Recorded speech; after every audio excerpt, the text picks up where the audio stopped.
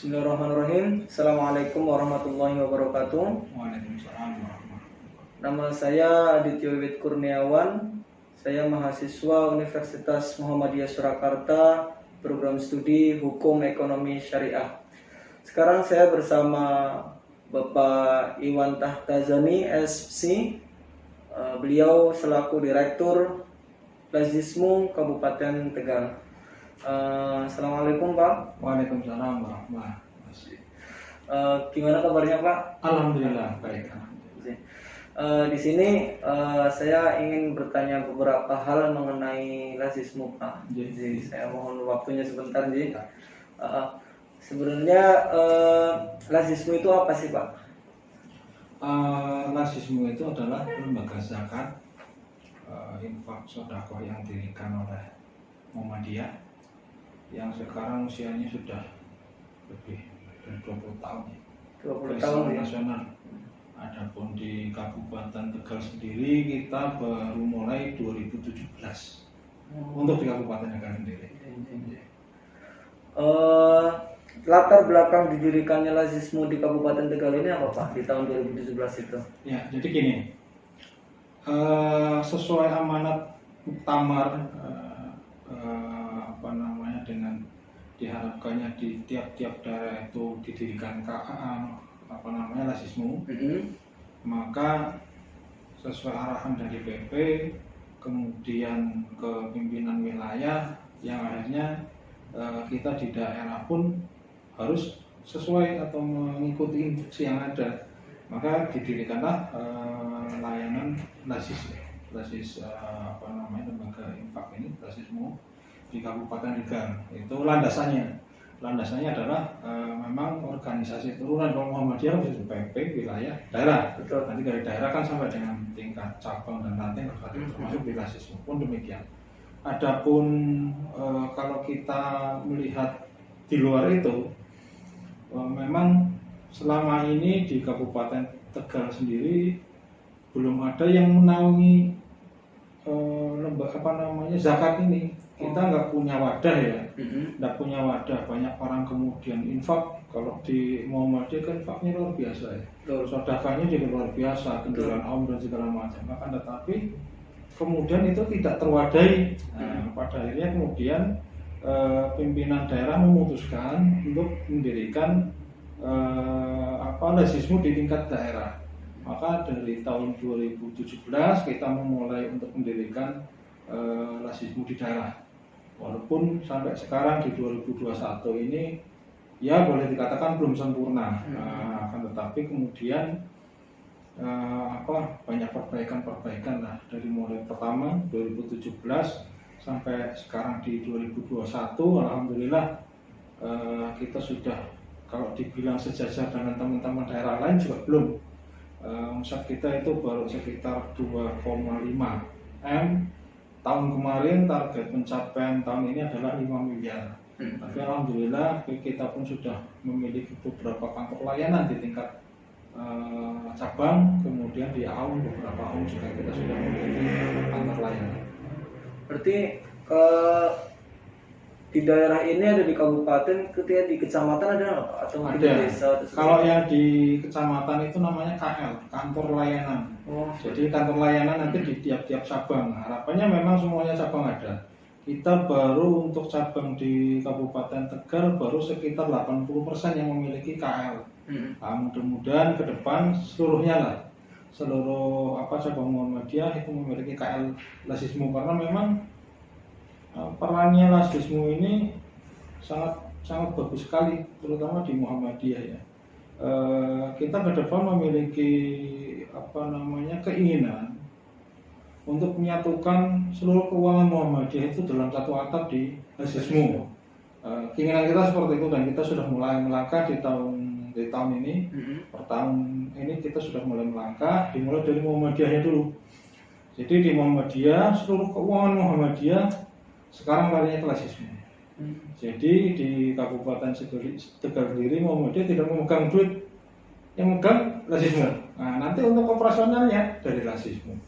Baik operasionalnya mau untuk Muhammadiyah sendiri ataupun untuk Koptom dan segala macam nanti kita yang menghandle keuangannya Rasismu, keuangannya Muhammadiyah.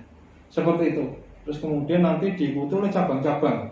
Nah, untuk cabang ini baru satu yang kemudian mulai bergabung. Terus kemudian ada di AUM itu ada AUM Stikes, Sekolah Tinggi Kesehatan Muhammadiyah, ini sudah bergabung dengan kita. Terus kemudian ada juga KL Rumah Sakit Muhammadiyah Singgil, itu juga sudah bergabung. Terus kemudian setelah Muhammadiyah Aisyah, alhamdulillah Aisyah juga kita sudah bikin KL sesuai instruksi Aisyah ya, untuk kemudian Aisyah memiliki KL juga Aisyah juga ada. Jadi seluruh keuangan nanti terpola semuanya di Rasismu, sehingga memang ke depan ini menjadi sebuah tantangan tersendiri khususnya buat kita di Rasismu untuk mengelola dana-dana seperti ini harus sesuai dengan arahan. Karena kan dana zakat, infak dan sedekah itu tidak, apalagi zakat ya, kalau infak mungkin masih terbilang agak mudah untuk dibagikan ya, karena lebih longgar. Tapi untuk yang zakat ini kan tidak, harus asnaf tentu yang 8 orang yang memang harus di luar itu tidak boleh. Nah, ini kan kita pun tidak bisa kemudian mengelakkan hal ini. Ini syariat ini, nggak boleh ditabrak. Nah, lewat Rasismu alhamdulillah kemudian kita bisa mentasarufkan satu tempat dengan tempat yang lain antar KL, misalnya kayak tadi cabang ya dijadikan satu, terus kemudian ada dana zakat yang kemudian mau dipakai, itu kan bisa diendapkan kemudian makanya untuk apa? Oh ternyata nggak boleh pakai zakat nih, maka porsinya infak yang kemudian yang disatukan itu menjadi besar. Nah, kita yang jalankan ke KL, sehingga secara syariat pun kita hati-hatilah dalam menjalankan ini. Ini salah satu fungsi fungsi dari Rasismu di Kabupaten Tegal sendiri.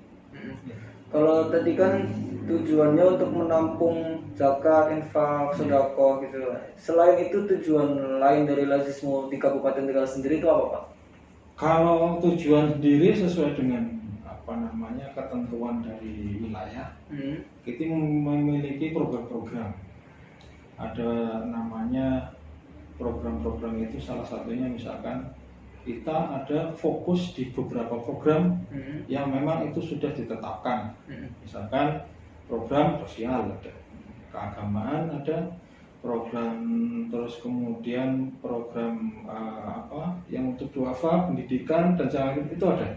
Semuanya ada di situ, dan alhamdulillah program-program itu sudah tercover ya. Beasiswa salah satunya juga kita memberikan, salah satunya misalkan contoh kita beasiswa, kita bicara salah satu beasiswa di Muhammadiyah sekarang, terutama di Kabupaten Tegal, sangat membutuhkan dai-dai. Yang kemarin ketika pandemi ini banyak kemudian mubalik kita yang meninggal dunia. Betul. Nah, setelah itu ini yang muda-muda pada kemana? Sedangkan kebutuhan itu adalah kebutuhan wajib ya. Kebutuhan wajib artinya ya warga Muhammadiyah membutuhkan itu. Maka kita di Rasismu salah satu yang menjadi tantangan dan menjadi gerak bersama ini adalah mencetak dai-dai. Salah satunya kemudian kita bekerja sama dengan Pondok Pesantren Ahmad Dahlan. Kita berikan lulusan Pondok Ahmad Dahlan itu kita berikan beasiswa yang kemudian kita sekolahkan di sekolah Tarjih Muhammadiyah. Oh, yang di Jogja. Yang di Jogja. Nah, kita sudah punya 5 orang kader. 5 kader, 3 putra, 2 putri. Tahun ini insya Allah sudah ada yang kelar. Kita siapkan kemudian untuk kita kader atau kita beasiswakan S2 di luar negeri. Mungkin ke Mesir. Sudah ada satu yang ada di Kairo ya, sudah yang satu sekarang sedang menempuh S2. Nah, harapannya ya 5 tahun ke depan mereka sudah bisa pulang ke Kabupaten Tegal, terus kemudian mencerahkan kita di Kabupaten Tegal yang memang membutuhkan dai-dai yang kemudian bisa terjun ke lapangan. dari tingkat ranting sampai daerah nanti akan kemudian kita berikan. Itu yang salah satunya yang dari beasiswa. Terus kemudian kalau yang paling santer akhir-akhir ini adalah sosial, terutama di COVID. Nah, dari 2019 akhir ya, COVID awal itu sampai sekarang ini kita sudah mentasalurkan lebih dari 180 juta. Itu untuk apa saja? Kita kerjasama dengan MCC, yang kemudian di sana kita membentuk satu tim khusus. Ada namanya tim pemakaman, ya kita beri nama tim latih. Itu hampir setiap hari itu orang yang meninggal, kita kita bantu. Dan itu tidak memandang siapa dia, mau muslim mau non muslim nggak masalah. Karena itu kan sifat-sifat sosial ya, sosial kita di rasisme. Itu tim latih. Hampir kita setiap hari ada pemakaman. Terus kemudian yang COVID saja ini kita membagikan hand sanitizer ke sekolah-sekolah, terus kemudian membagikan masker, terus memberikan paket isoman. Jadi ada paket isoman ketika ada warga yang kemudian terisolasi karena harus isolasi mandiri, maka kita dampingi salah satunya dengan apa? Dengan paket kita berikan madu, vitamin dan segala macam pada mereka. Itu paket isoman yang kita berikan. Terus kemudian yang lainnya apalagi selain itu kemudian ini yang sedang kita jalankan ini, minggu-minggu ini kita sedang memprogram untuk psikososialnya. Ternyata banyak yang stres di lapangan. Ketika kemudian harus isoman, ternyata mereka banyak yang kemudian oleh lingkungan ada yang nggak diterima, terus kemudian namanya di ruangan di rumah terus nggak kemana-mana, kan perlu pendampingan ya. Ini lagi akan menjalankan ini, kita kerjasama dengan Stikes Muhammadiyah, terus kemudian dengan PKU, terus dengan MCC Pusat. Insya Allah minggu ini kita mengadakan training untuk tim psikososial. Terus kemudian ada lagi yang untuk ini, setelah kemudian di Kabupaten Tegal itu banyak orang yang terkena, terus kemudian rumah sakit kan membludak ya. Betul. Hampir seluruhnya di Indonesia. Ada beberapa yang kemudian kayak tadi berpikiran sempit, ketika kemudian kena keluarganya nggak menerima. Seperti diasingkan gitu ya, Pak? Bukan diasingkan, nggak boleh pulang. Nggak boleh. Ada salah satu kasusnya itu wanita. Wanita nggak boleh pulang setelah kemudian dinyatakan COVID sampai sembuh. Itu dari keluarganya sendiri. Dari keluarganya sendiri. Nah, itu mau tinggal di mana? Nah, akhirnya kemudian alhamdulillah pimpinan cabang Muhammadiyah Jatinegara membuat shelter. Jadi masa pandemi ini kan panti asuhan kita tutup untuk sementara nih. Yang ada di komplek SMP Muhammadiyah Jatinegara. Itu yang kita bikin shelter oleh pimpinan cabang. Nah, terus kemudian oleh pimpinan cabang kita, tapi yang orang-orang yang seperti itu kita angkat dari Sulawesi ke Jatinegara, kita antar ke sana. Sebagai tempat isolasi juga. Tempat isolasi. Terus kemudian itu ada pendampingan, bukan kemudian hanya ditinggal saja ya. Di sana alhamdulillah di cabang Jatinegara sudah memiliki klinik. Nah, nanti klinik inilah yang kemudian menopang tim medis dan segala macamnya, ini nanti yang backup. Terus kemudian nanti kita bantu ya secara swadaya ya, dari warga dan segala macam untuk ke sana. Alhamdulillah trennya naik. Kita dalam bulan ini mengangkat sekitar 3 orang ke Jatinegara. Terakhir itu kemarin sisa 5 orang. Dari kapasitas shelter itu 15 orang. Ya kalau dipaksakan karena 20 masih muat. Tapi alhamdulillah maksimal 15 masih bisa ya. Karena kan per berapa hari kan biasanya ada yang keluar masuk waktu itu. Itu yang di sosial, dan saya kira banyak di sosial, pendidikan, terus kemudian keagamaan juga banyak. Kita kerjasama dengan tadi tidak hanya orang muslim ya, dengan non muslim pun kita banyak kerjasama memberikan bantuan. Terus kemudian yang tren juga di kita itu ambulan gratis. Jadi kita memiliki satu layanan ambulan atau mobil layanan yang ditujukan kepada mereka yang kurang mampu, yang berobat ke Semarang, ke Karyadi atau ke Purwokerto. Memang secara ini kan BPJS sudah ditanggung, tapi perjalanannya nggak ada yang nanggung.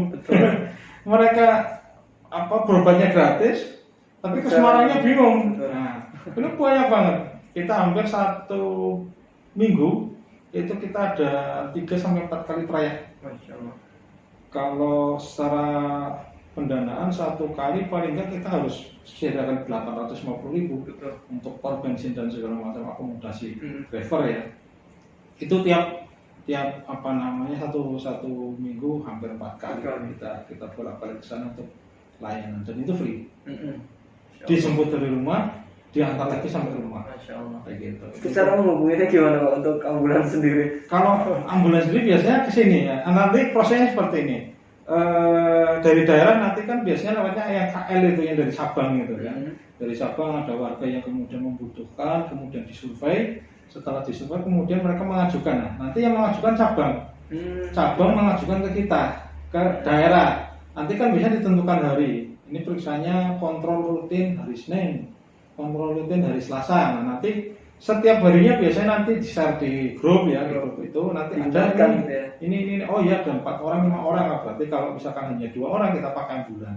Kalau misalkan lebih dari itu ada 4 atau 5 orang kita pakai mobil yang lain layanan yang bukan ambulan, karena ambulan kan ada bednya jadi terbatas. Itu yang kita lakukan. Itu dari KL sendiri tanpa memandang siapapun ya Pak? Ya. Barangkali nanti ini bukan dari ini orang. Ya begitu Muhammadiyah anehnya.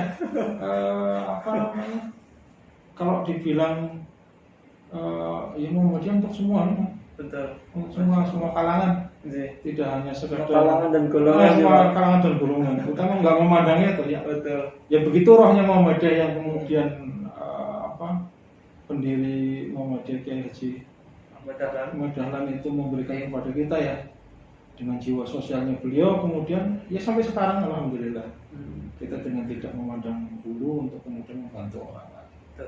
Kalau arah geraknya sendiri Pak, arah gerak klasisme di Kabupaten Tegal ini ya seperti itu. Kalau arah geraknya tadi kita punya cita-cita besar untuk menyatukan seluruh keuangan di di Muhammadiyah di Kabupaten Tegal ya. Gambarannya seperti ini.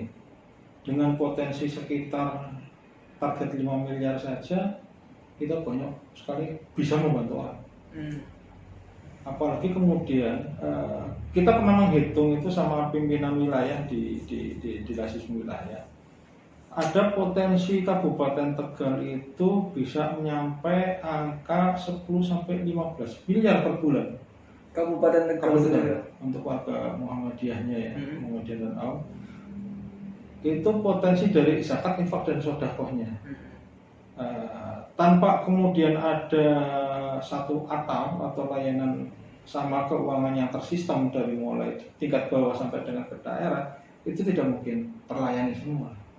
Kadang kan ada daerah yang minus. Artinya minus seperti ini. Mungkin Muhammadiyahnya sedikit. Jadi penghimpunannya sedikit. Ada daerah yang Muhammadiyahnya mayoritas. Di tempat itu penghimpunannya besar. Akasnya begini. Kalau kemudian tidak sistem jadi satu. Nah, kalau kemudian tersistem jadi satu, insya Allah semuanya kafir. Saya hitung itu hampir sekitar 10-15 miliar per bulan.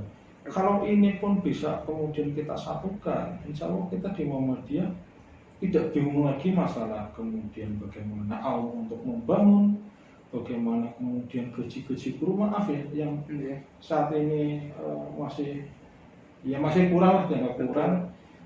Kami di Lasisme punya cita-cita banget, pengen kemudian meningkatkan taraf guru ya, guru-guru Muhammadiyah, gajinya naik, terus kemudian marbot masjid kita profesionalkan. Kita profesionalkan, kita gaji dengan yang layak, karena kan mereka itu pemegang kuncinya rumah Allah itu yang kemudian memberikan kita fasilitas terbaik, beribadah nyaman dan segala macam. Nah, itu kalau enggak kita siapa yang mikirkan ya? Pengennya itu kemudian bisa. Setelah itu, nah ini kita punya pondok pesantren, kita punya rumah tahfidz dan segala macam. Kita punya cita-cita pengennya lambat laun. Nah ini sudah mulai di masjid-masjid Muhammadiyah itu. imamnya yang profesional. Artinya profesional itu adalah apa? Bacanya jelas, suaranya enak. Nah, orang akhirnya apa? Sholat nyaman. Nah, nggak kemudian imamnya itu jorok-jorokan. Kamu aja, ini yang repot. Nah, untuk mengarah ke situ kita juga harus profesional juga sama mereka. Artinya masjid itu profesional, penanganannya masjid juga profesional, keuangan masjid nanti juga masuk ke lazismu.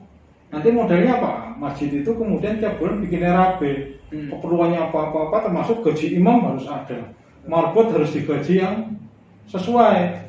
Jadi insya Allah masjid itu suaranya enak-enak kan? Nah, itu nanti ya orang yang datang ke situ enak lah. Kita di apa misalkan di radio aja atau di MP3 kita dengar suara apa bacaan Al-Qur'an yang enak, kita merasakan satu. Apalagi kemudian itu bisa dilakukan di masjid-masjid kita di Muhammadiyah 5 waktu. Subhanallah. Betul, Pak. Harus ke arah sana sudah mikir. Iya. Kira-kira itu untuk kedepannya mana sih arahnya lazismu ya? Mudah-mudahan setelah kemudian nanti pelan-pelan keuangannya sudah terkonsolidasi semuanya, kemudian hal-hal yang kecil remeh-temeh seperti itu bisa kemudian kita lakukan bersama-sama. Betul. Karena prinsipnya gini, ketika kemudian kita menyapu lantai dengan satu lidi, bersih-bersih. Tapi kalau kemudian lidinya banyak, artinya potensi jadi satu. Wah, satu gini aja kan sudah bersih gitu ya. Saya kira itu filosofinya lazisme ke depan. Ya. Kalau misal bantuan atau mungkin dana itu ya masukkan ke lazisme itu dari mana, Pak? Atau ada donatur tetap atau mungkin bagaimana? Ya. Kalau donasi yang masuk ke lazisme itu umum. Satu dari zakat, infak dan sedekah ya. Kalau yang tetap itu ada di ini apa namanya karyawan AUM yang ada manusia Muhammadiyah itu kan mereka zakat ya. Betul. Zakat kemudian ditampung di KL masing-masing. Nah, setiap bulannya. Kemudian nanti lari ke kita ke daerah disatukan. Kemudian kita tasarrufkan lagi berupa program-program tadi yang muncul ke layanan itu, kamar layanan itu. Itu yang dari Muhammadiyah sendiri. Terus kemudian dari AUM, KL pribadi juga banyak, baik misalkan zakat profesi ataupun zakat perniagaan, pertanian juga masuk. Terus kemudian infak sedekah itu biasanya ya banyak dari simpatisan dan orang luar juga. Termasuk kan pemberitahuan ya kayak COVID tadi kita bantu siapa gitu kita medsoskan ya. Kebetulan kita juga sudah punya tim di medsos. Itu setelah itu kan banyak menggugah ya. Betul. Yang menggugah sehingga mereka kemudian ikut berperan. Jadi prinsipnya, secara prinsip kalau kita itu ketika kita bisa melayani dengan baik, kemudian dan itu benar, insya Allah banyak yang kemudian orang ingin berpartisipasi. Karena sebenarnya mereka juga nyari gitu.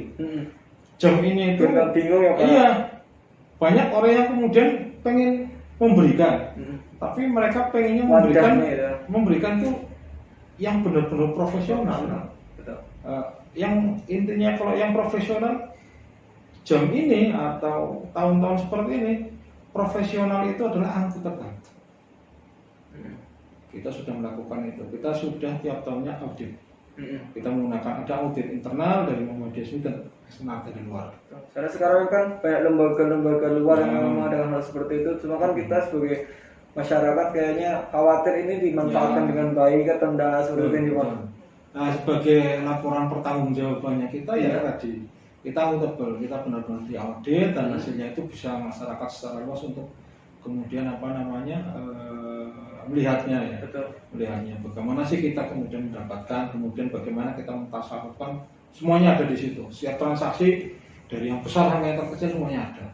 Dan itu bisa dilihat umum oleh masyarakat sehingga mereka tahu kalau kita mengelolanya ini benar-benar harus hati-hati. Ya, alhamdulillahnya Muhammadiyah sudah memiliki track record yang cukup bagus di lapangannya di masyarakat terutama ya. Kalau Muhammadiyah itu kalau ngasih 1.000 jadinya 5.000. Ngasihnya wakafnya misalkan tanah jadinya sekolahan jadinya apa. Itu yang kemudian terjadi di kalau Saya tadi lihat di depan itu ada kaleng lazisme sendiri. Nah, itu kaleng itu kita punya program namanya sedekah subuh. Sedekah subuh. Gerakan sedekah subuh. Jadi kaleng itu kita berikan pada KL. Di KL nanti sampai dengan tingkat ranting, misalkan ranting A itu ada beberapa kakak warga Muhammadiyah, nanti kita berikan satu kaleng. Terus kemudian nanti sama semua rata, termasuk nanti kita tawarkan juga tidak di warga Muhammadiyah di warung-warung usaha, orang yang usaha atau apa, kita taruh di situ untuk kemudian bisa berdonasi, orang misalkan beli ada kembalian bisa dimasukin gitu. Itu kita sudah mulai dan dari situ juga cukup lumayan bagus. Salah satunya kaleng, ada juga yang Jumat Ta'awun itu dari masjid. Setiap Jumat Kliwon itu masjid-masjid yang ada di Naungan Muhammadiyah itu kalengan Jumatannya lari ke Lazisme. Setiap Jumat Kliwon. Nah, dari dana-dana itu yang kemudian kita gulirkan untuk menghidupi gerak Lazisme sendiri. Kalau tadi kan dana mungkin sudah terkumpul gitu ya Pak. Apakah ada kriteria khusus dari Lazisme sendiri yang untuk memberikan bantuan gitu Pak? Ada kriteria khusus maupun bantuan maupun donasi itu ada kriteria khususnya enggak Pak? Ya kita larinya ke 8 asnaf kalau zakat. Untuk zakat sendiri zakat kita larinya ke 8 asnaf yang memang benar-benar jangan sampai kemudian salah sasarannya. Ternyata yang kita mau berikan orangnya mampu ternyata yang bisa seperti itu. Kita benar-benar hati-hati. Terus kemudian kalau yang lainnya agak bebas ya di infak sedekah itu bebas. Kita agak mudah untuk kemudian menyalurkannya. Kalau kriteria khusus enggak ada sih. Selama kemudian mereka mengajukan ke kita, terus kemudian memang valid datanya dan kita mampu ya kita bantu. Betul. Kalau misalnya di infak sedekah sendiri sudah dikemanakan saja Pak? Kalau infak sedekah itu ya larinya ke program juga ya, ke program, dan ini lebih karena lebih fleksibel. Bisa juga kita misalkan untuk mengaktifkan misalkan kita punya program di Muhammadiyah sendiri, misalkan ada ranting yang baru berdiri. Nah, ranting yang baru berdiri ini kan butuh dibantu secara moral dan spiritual. Moralnya misalkan di sana belum memiliki masjid. Nah, nanti coba kita bantu lewatnya apa? Ada nggak yang mau infak nih? Ada nggak yang mau kemudian wakaf?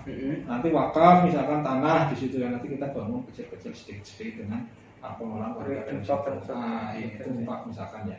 Atau mungkin bisa juga itu digunakan untuk perekonomian, misalkan ada warga yang memang punya potensi nih secara ekonomi, misalnya dia punya usaha, akan tetapi kemudian karena permodalannya yang sedikit sehingga tidak bisa memproduksi banyak. Tapi ini potensi, salah satu potensinya misalkan potensi untuk orang ini sendiri yang mengajukan, kemudian berpotensi untuk kemudian mereka menjaring karyawan.